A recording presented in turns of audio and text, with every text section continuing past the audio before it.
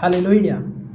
मुझे सुनने वाले हर एक को जल्द आने वाले यीशु मसीह के नाम में आप सभी को प्रेम भरा सलाम। मैं आशा करता हूँ आप सभी दिन प्रतिदिन लगातार यीशु में बढ़ते जा रहे हैं। आइए मेरे प्रियो, आज के वचन की ओर हम आगे बढ़ेंगे और आज का हमारा मनन करने का विषय इस प्रकार से है, वह यह कि परमेश्वर हमें शुद्ध करता है, परमेश्वर हमें पवित्र करता है, या फिर दूसरे शब्दों में परमेश्वर हमें पाक साफ करता है। मेरे साथ निकालिए यूहन्ना रचित सुसमाचार अध्याय 15 और आयत 3। यहाँ पर इस प्रकार से लिखा है, तुम तो उस वचन के कारण जो मैंने तुमसे कहा है शुद्ध हो, आमीन, पवित्र हो।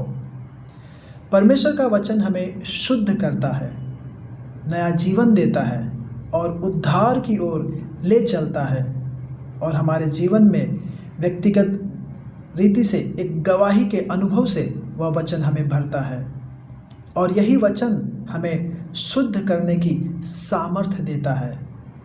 आमीन। मेरे प्रियो, परमेश्वर का वचन सिर्फ मार्गदर्शन नहीं देता या अगुवाई नहीं करता, इसके अलावा बल्कि वह और भी कई सारे कार्य करता है। हमारी आत्मा, हमारा हृदय और मन को भी वह परमेश्वर का वचन शुद्ध करता है। आमीन। जब हम वचन को पढ़ते, सुनते और अपने जीवन में उस वचन को अपनाते हैं या फिर उतारते हैं, वैसा जीवन जीते हैं, वह हमें अंदर से धोता है, अंदर से हमें पाक साफ करता है। जैसे पानी शरीर को शुद्ध करता है, पानी शरीर को साफ करता है। हम कुछ उदाहरण लेंगे। सबसे पहला उदाहरण इस प्रकार से है कि धूल से लिपटा हुआ एक दर्पण। मेरे प्रियो, एक व्यक्ति ने अपने कमरे में एक दर्पण रखा और उस दर्पण में खुद को नहीं देख पा रहा था क्योंकि वह धूल से ढका हुआ दर्पण था। लेकिन जैसे ही उसने एक कपड़ा लेकर दर्पण को साफ किया, उस आईने को साफ किया, उसकी छवि, उसका प्रतिबिंब, वह व्यक्ति स्पष्ट रूप से दिखने लगा। ठीक वैसे ही जब हम अपने आप को, अपने पापों और गलत आदतों में हम रहते हैं, अपने बातों में, तो हमारा आत्मिक जीवन भी धूल से ढक जाता है। लेकिन परमेश्वर का वचन हमें शुद्ध करने वाले कपड़े के समान हमें साफ करता है और हमें वास्तविक रूप हमारा दिखाई देने लगता है। उसने हमें सत्य के वचन के द्वारा नया जन्म दिया। याकूब की पुस्तक अध्याय 1 और आयत 18 में पवित्र वचन इस प्रकार से कहता है कि उसने, यानी कि परमेश्वर ने हमें सत्य के वचन के द्वारा नया जन्म दिया।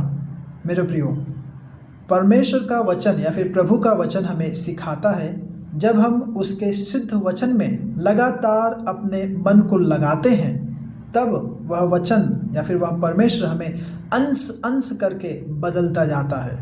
धीरे धीरे परमेश्वर हमें रूपांतरित करते जाता है और नए जन्म के मनुष्य हम बन जाते हैं या फिर हम एक नए व्यक्ति के समान बन जाते हैं।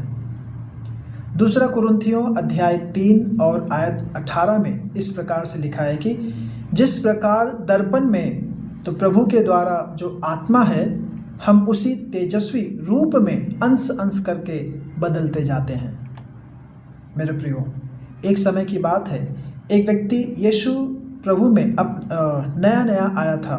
नया वह व्यक्ति यीशु को अपनाया था और जब वह नया आया था, उस समय वह नशा करता था और उन्हीं दिनों में उसके मित्रों ने उस व्यक्ति को प्रभु यीशु मसीह के बारे में बताया था। वह कलीसिया में, चर्च में लगातार जाना जारी रखा और परमेश्वर के वचन में मन जो वह लगाना शुरू कर दिया। और जब कलीसिया से वह बाहर जाता था, रविवार की आराधना समाप्त होने के बाद जब वह बाहर जाता था, वह नशे को ढूंढता और सिगरेट पीता था। जब वह व्यक्ति पाप में मरा था, तब उसे कोई भी भले बुरे का कुछ एहसास नहीं था। आमीन। कहने का मतलब ये है कि यीशु में आने से पहले वह उसी नशे में ही डूबा हुआ था, लेकिन उसे कुछ भी एहसास भी नहीं था कि वह बुराई में है, वह ऐसे पाप में है, दलदल में है या फिर नशे में है।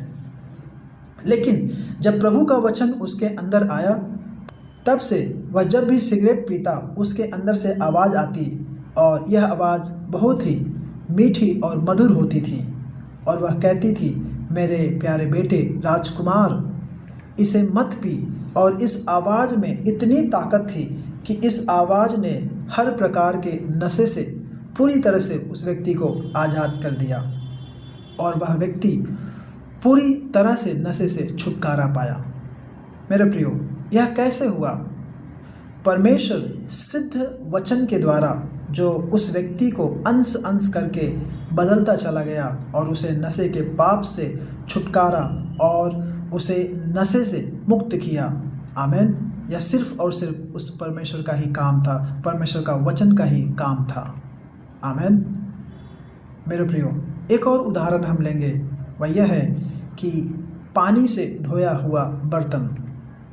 एक घर में एक लंबे समय से एक बर्तन था जो बिना धोए रखा हुआ था, और जब उसमें शुद्ध जल, अच्छा पानी डाला गया और उसे अंदर से धोया गया, तो वह फिर से उपयोग करने योग्य हो गया या फिर इस्तेमाल में लाने के योग्य हो गया।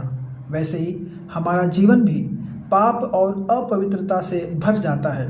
परमेश्वर का वचन उस पर जब डाला जाता है तो वह जल बन जाता है, जो हमें अंदर बाहर से धोता है और हमें फिर से उपयोगी और पवित्र बनाता है।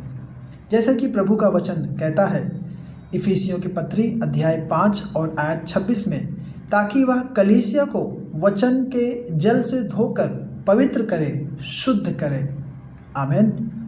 और बहुत सारे लोग ऐसे हैं जो कई वर्षों से विश्वास तो करते हैं, चर्च भी जाते हैं, बाइबल भी पढ़ते हैं और अपना दान दशमांश भी देते हैं, लेकिन जब बपतिस्मा की बात आती है तो वे अपना हाथ पीछे हटा लेते हैं और अपने मुंह को बंद कर लेते हैं और बपतिस्मा से पीछे हट जाते हैं।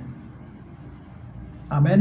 मेरे प्रियो, प्रभु का वचन मरकुस रचित सुसमाचार अध्याय 16 के 16 में इस प्रकार से कहता है कि जो विश्वास करे और बपतिस्मा ले उसी का उद्धार होगा, परंतु जो विश्वास न करेगा वह दोषी ठहराया जाएगा। आमीन। इसलिए मेरे प्रियो, विश्वास में आगे बढ़ो, पीछे ना हटे और बपतिस्मा लेकर नए जीवन की शुरुआत करें, और जैसे प्रभु में आगे बढ़ते जाओ और उसकी आशीषों में भी आप भरते जाएं। आमीन। मेरे प्रियो, परमेश्वर की शुद्ध करने वाली वाणी आपके जीवन में दिन प्रतिदिन वह गूंजती रहे, उसका वचन आपके मन और आत्मा को नया बनाता रहे और उसकी उपस्थिति आपकी आत्मा की ढाल हो जाए और हर प्रकार की बुराई, भस्म और दोष को धोकर आपको तेजोमय बना दे। आमीन। आपके चारों ओर उसकी सुरक्षा का घेरा हो और आपका जीवन वचन की चमक से रोशन हो जाए। आमीन। मेरे प्रियो, प्रकाशित वाक्य अध्याय 1 और आयत 3 में इस प्रकार से लिखा है, धन्य है वह मनुष्य, वह व्यक्ति जो इस भविष्यवाणी के वचनों को पढ़ता है और वे जो इसे सुनते हैं और जो इसमें की लिखी हुई बातों को मानते हैं, क्योंकि समय निकट है। मेरे प्रियो, यदि आप परमेश्वर के वचन को पढ़ते हैं तो आप धन्य हैं, यदि आप सुनते हैं तो आप धन्य हैं, यदि आप वचन को मानते हैं आप धन्य हैं, क्योंकि वचन ही परमेश्वर है और यह वचन आपके जीवन में कार्य करेगा, आपको शुद्ध करेगा, आपको पवित्र करेगा, आपके आत्मा को, आपके हृदय को, आपके मन को परमेश्वर पूरी तरह से नया करेगा और फिर आप अंश अंश करके शुद्ध होते जाएंगे, बदलते जाएंगे। इसीलिए यूहन्ना की पुस्तक यूहन्ना रचित सुसमाचार अध्याय 15 और आयत 3 में यहाँ पे इस प्रकार से लिखा है कि तुम तो उस वचन के कारण जो मैंने तुमसे कहा है शुद्ध हो। तो यदि आपके अंदर परमेश्वर का वचन है तो आप शुद्ध हैं, क्योंकि वचन ही परमेश्वर है। आमीन। परमेश्वर आप सभी को इन वचनों के द्वारा आशीष करें। धन्यवाद। आमीन।